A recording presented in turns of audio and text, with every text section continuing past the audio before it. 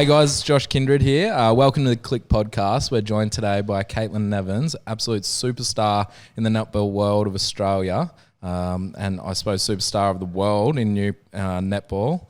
Caitlyn, thank you for joining us. Thanks, Josh, for having me. And so today we're going to learn about you as a person, but we're also going to learn a little bit about, I suppose, the places you've been, any of your property journey.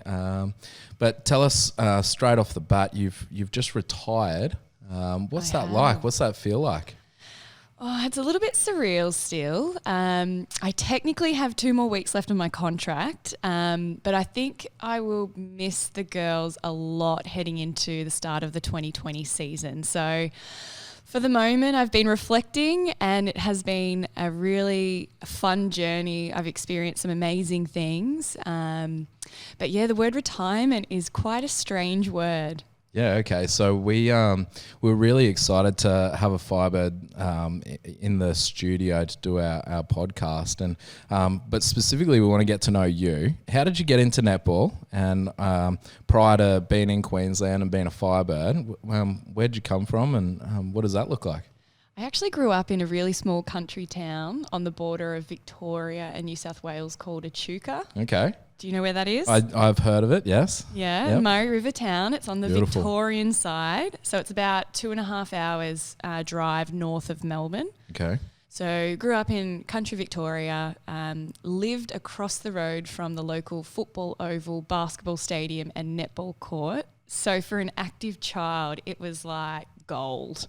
I'd often have friends catch the bus back to my house. We'd have Vegemite on toast, cross the road and then play our sports. It'd be basketball through the summer and then netball through the winter. And then I grew up with 2 brothers, so we often had backyard cricket, football. My parents paved a basketball key in our backyard as well. So it was just such an amazing upbringing, and I suppose my passion and love for sport started very much in the country town.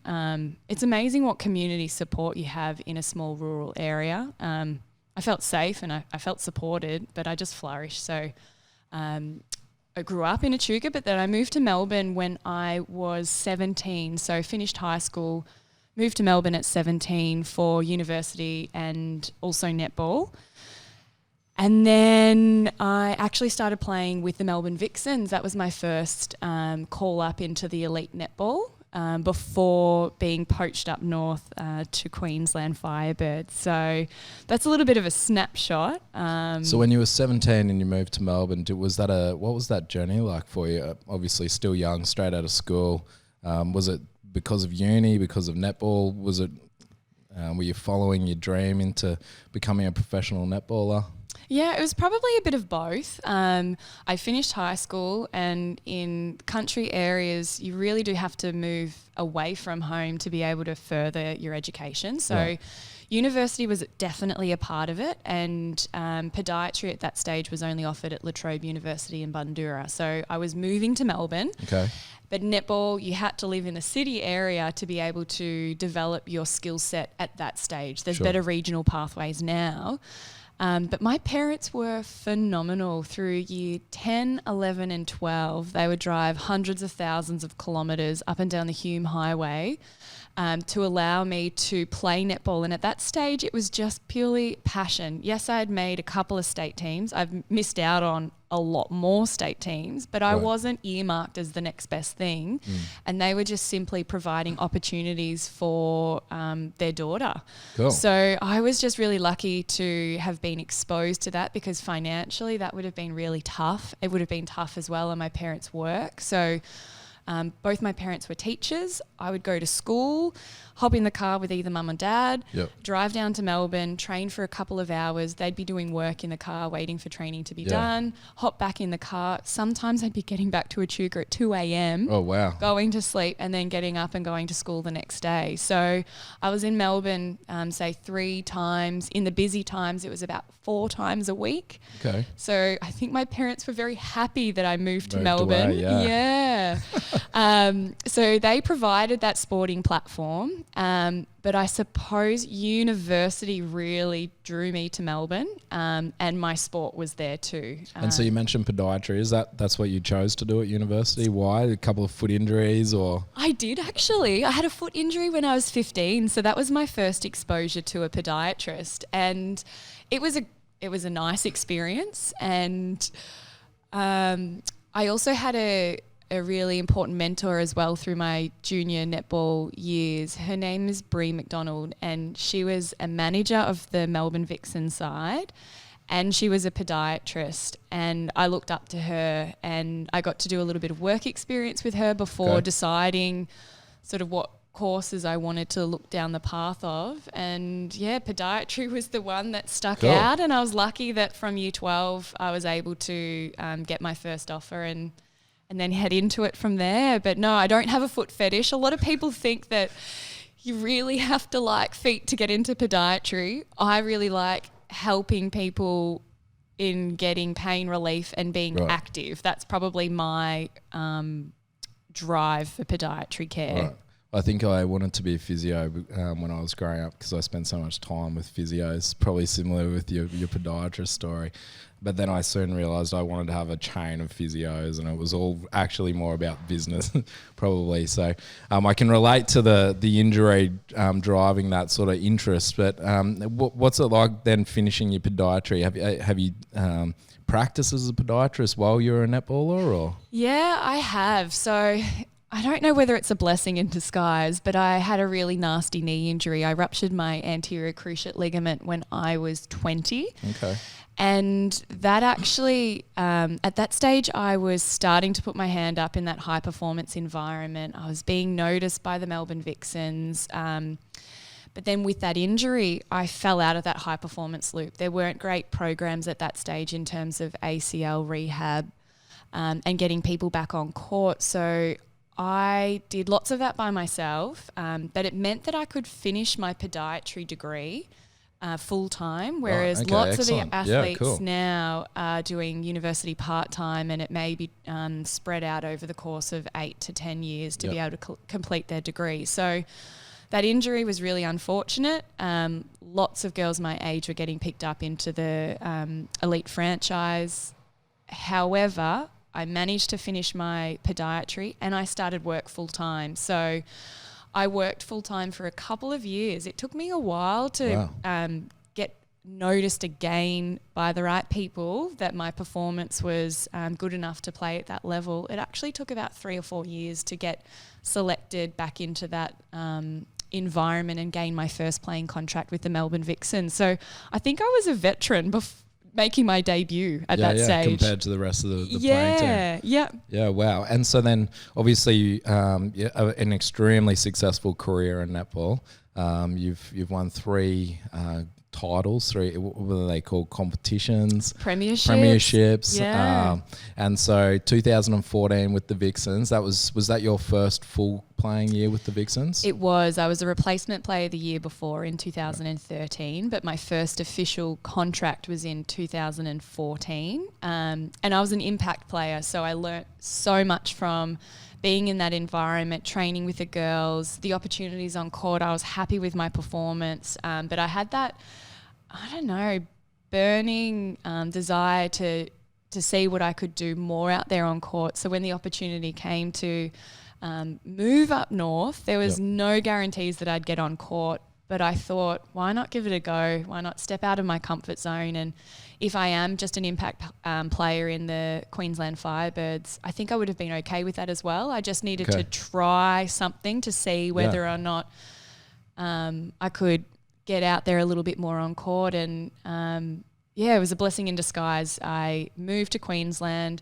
had to work so hard to develop new connections and new combinations. But I also think that extra drive to prove my worth to the team as well helped with my own skill development and certainly flourished from there. And then went on to win another 2 premierships. Yeah. And you were then, I suppose, seen highly enough in the Australian netball fraternity to be selected for the Diamonds.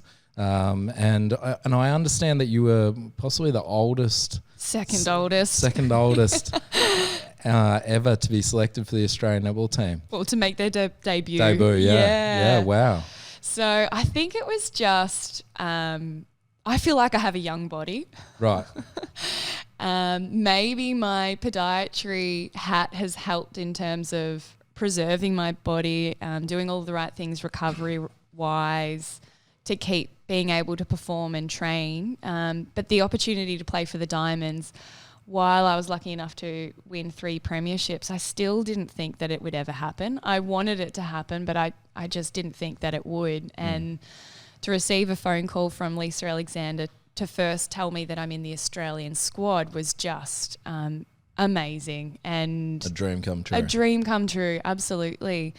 And then to be able to be selected in a team to travel for the quad series, and my first game playing for Australia was actually against the Kiwis, which fantastic. Yeah, Australia and New Zealand have some epic battles, or have had some epic battles over the last couple of years. So to also be able to debut against a really high quality side, it was just so special, and I will treasure that memory. Excellent. Let's change it up a little bit. You've obviously lived in a few different places. What's it like living in Queensland now? I loved it. As soon as I moved, so from Echuca to Melbourne, I found being a country kid moving to Melbourne was very daunting. Right. Big city, really big city. And I suppose I started on the outskirts of Melbourne to start off with, and then I gradually crept closer to the city. Whereabouts in Melbourne? So Latrobe's based in Bundoora. So I lived on residential college first there, and then I ended up living around Northcote, Thornbury, Fairfield in Melbourne. And then I did get comfortable in that city in terms of the size by the end of it. However, moving to Brisbane, I just love the feel and the vibe, and it instantly had that community connection. It's something that I suppose coming from Echuca sits really close to my heart, and I was just embraced instantly. Like, I knew my butcher. I just knew all of these different people in my local area that were just they were chatty and friendly, and it was more than just a superficial conversation, which I love. Whereabouts in Brisbane did you first move to? I actually moved to New Farm first. Yep. So it's a little bit of a hub. And then I moved into another apartment in Tenerife, and I've since moved out to Barden. So different area, but I love the community feel. Okay, now you classified in the netball world as old, but a young body, still very young. And are you only saying that because you're 32 too? I'm saying that because it's young and vibrant. Tell us about have you bought property up in Queensland? Do you hope to stay here? What is the plans now for a retired Caitlyn? I actually bought a house 4 years ago now in Barden. And so it's an old Queenslander. It was built 1950s and needs a little bit of TLC. And that's my first home. So still living in my first home. Being a country kid, it was hard. I was renting for so many years. So moving away from home, playing netball, studying, trying to work, trying to save up for a deposit for a house was pretty challenging. Yeah. So I was lucky enough to be able to buy a few years ago now, and we're in the process of some renovations to improve it and possibly sell it at some stage.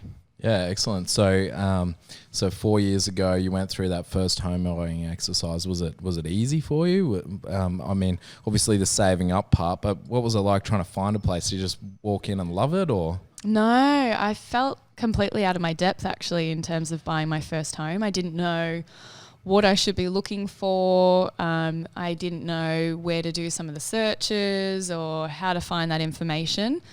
I suppose what I was looking at is some location between work to minimise travel. I was looking at bedroom sizes, bathrooms, but lots of the actual main details, I had no idea what to do in that department. Do you do you love the fact that you're a property owner now? A lot of people sort of have this dream of being especially if you buy a property quite young like you did. You know, there's some sort of aspiration to have owned property. Was that something that was important to you, or were you just trying to make a good financial decision? I was trying to make a good financial decision. I liked the thought of paying off my own house rather than somebody else's. Right. But I needed to make sure personally that I was committed to the location in terms of Brisbane and Queensland. Sure. Before deciding whether to buy a property to live in or whether it was an investment property. So I think it was more of a financial decision for me.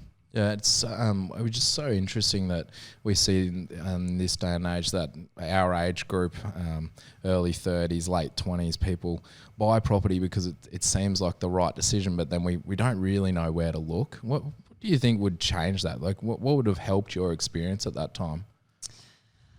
I suppose conversations with more people about it. I do believe that I went in uneducated in regards to the purchase, and it was nearly a lucky dip, I suppose. I was going off family help as well, and inspecting it was really important, but I still feel like I may have been under-equipped with heading into buying a property. Like, what would you recommend is the best I suppose starting point to obtain some of this information? Yeah, it is really hard and that's why I raised it, because it's interesting. Different people, often it comes from their parents saying, well, you know, it's a good idea to buy a property, or I think generationally we think that it's something that we should do. Once we've got a little bit of money, we should, instead of paying rent and paying off someone else's house, we should be doing it for ourselves. But then it doesn't always work out to be the best investment or the best financial decision that we were hoping.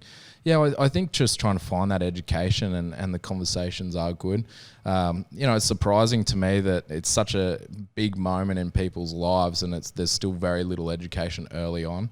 But you know, really just go and look to learn. I think we're always trying to learn, and the housing market's always changing. It doesn't matter how many properties you've bought, there's something else to learn. So yeah, absolutely. I think my rental experience with all of the different houses that I lived in, I understood what I was looking for in terms of a floor print. Right.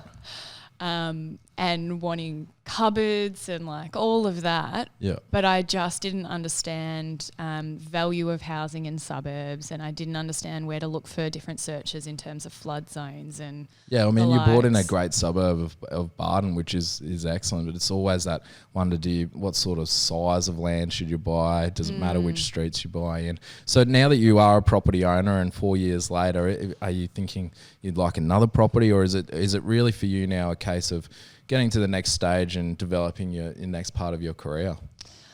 What's on front of your mind? My focus right now is being savvy with my money and doing some really smart changes in terms of renovation for the house. I'm not completely attached to the house. Yeah, handy with the tools. You're going to get out there. I am actually. So my dad has taught me how to do lots of different things. I've helped him replace our lattice work underneath the house with some vertical palings. Okay, excellent. And I'm currently building a table, an entertainment table. Wow.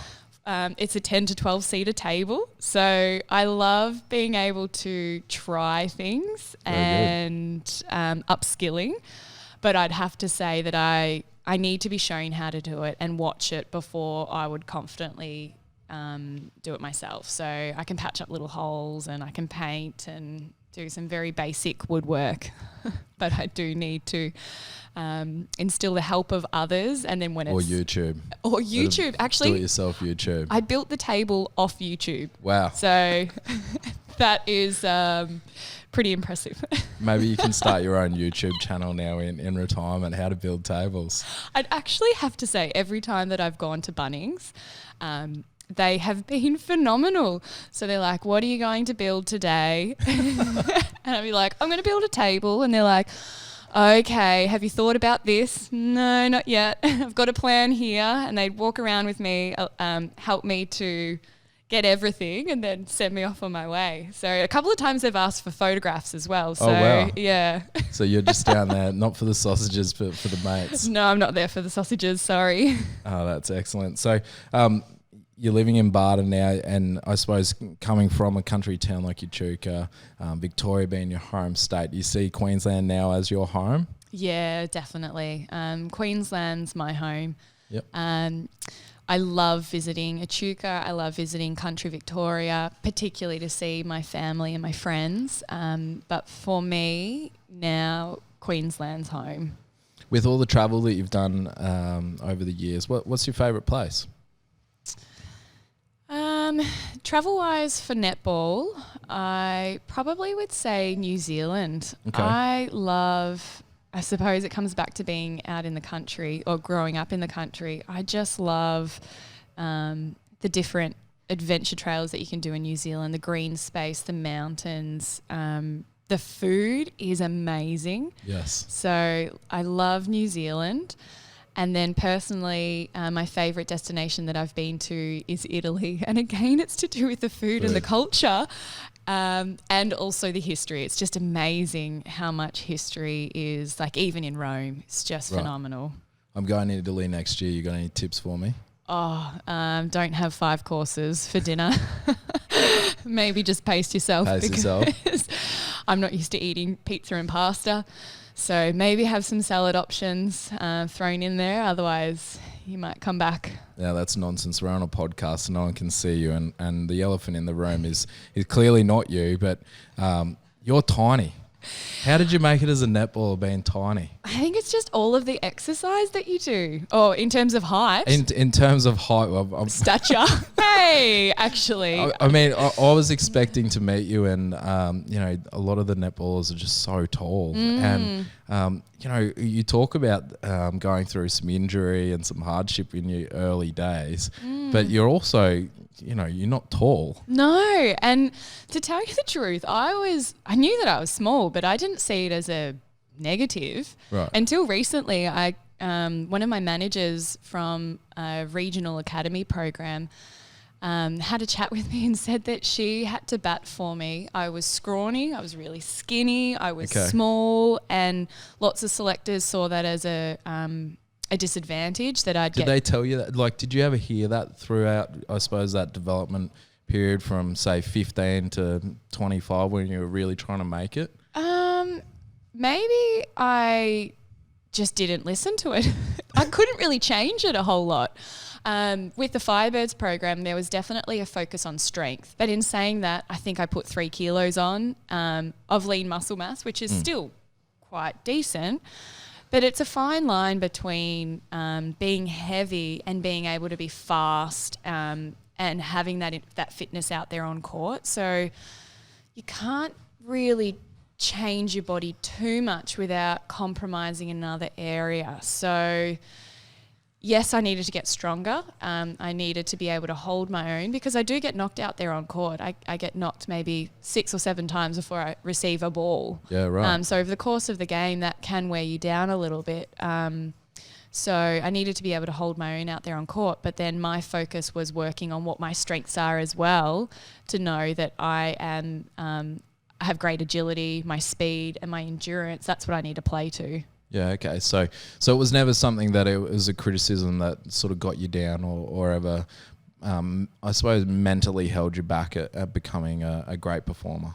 I just saw it as something that I couldn't really change. And for me, those some of those comments, I try to focus on the ones that I can actively change because otherwise that'll get you down and you can't do anything about it. So I need to find those areas of improvement that I have control over and that I can personally change. What would you say to young people that are going through that, establishing or trying to make it in what they're dreaming of today, and they get those hurdles or those setbacks because a lot of people don't get through that in the way that you have and really go on and I suppose reach their dream? What would you say? Is there some sort of advice?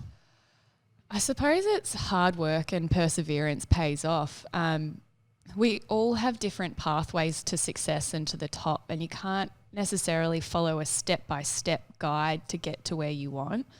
But you've just got to take those setbacks and learn from it, take something out of it to grow and to be better. And for me with netball, I just had that passion and that love. I really wanted to play.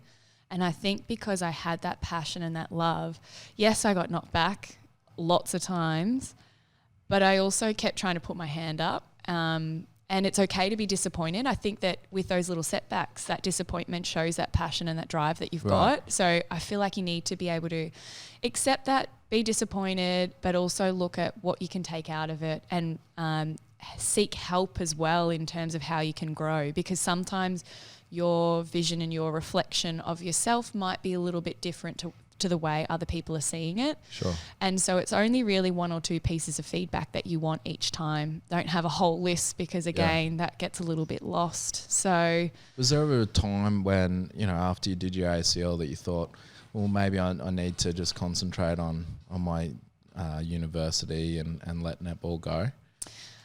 Yeah, I didn't know whether I was going to be able to get back out there on court to the level that I wanted to play. There was a bit of doubt there for sure. I think what has worked so well through my earlier playing career and even now is having something away from my sport. So for me, podiatry has always been there. So in the early days, being able to focus on someone's feet, then get to training was quite refreshing. So I had that distraction. But in my elite career, I worked 2 half days, and in the elite environment, you're exposed to so many different opinions, scrutiny all of the time. So for me, if I threw a bad pass in the morning, I would forget about it during the day, focus on something quite different, come back so fresh, ready for the second session. And for me, that was just great because I didn't catastrophize the situation in my head, didn't blow it out of proportion, and it didn't affect my performance in terms of just moving on and getting on with things. So it's helped me in terms of my performance, but it's also now helping me with exiting the program. Yeah, right. And I suppose, at the elite level, that's critical. But even just day-to-day life, that's standard for anybody. They can make a mistake in the morning and they can really dwell on that, can't they? Yeah. It's that's great advice. So now, podiatry, what does that look like for you? Is that going to be, the next 10 years of your life? You're going to, the practice that you're working in now, tell us about that. Look, I love what I do in podiatry, but I think I'll still keep it as a part-time work. I'll extend it to 2 full days rather than 2 half days. The clinic that I work for has just been so supportive. So it's Queensland Orthotics and Podiatry, and the 2 bosses were very much involved in sport themselves. One was a cricket player and one was a hockey player. Okay. So they understand both sides of things, and it's very much a sports clinic. But for me personally, I think having the dual career has helped me to have that passion and that drive for everything that I'm doing. So I'm actually still looking for another role to complement podiatry, not necessarily in table making. No, not in table making. Coaching. At the moment, I'm doing one-on-one coaching, some mentoring, a little bit of radio, a little bit of just their bits and pieces for now, just trying new skill sets to see where that will go. And I think having that dual career means that it will be challenging, mentally refreshing, and then more importantly, I keep the love for what I do and the care for my patients. Beautiful. Thank you so much for joining us. You're an Australian netball star. You're a Queenslander now. And I really appreciate being able to talk to you and learn a little bit about who Caitlyn Nevins is. Thanks so much for joining us today. Thanks so much for having me, Josh. Thanks.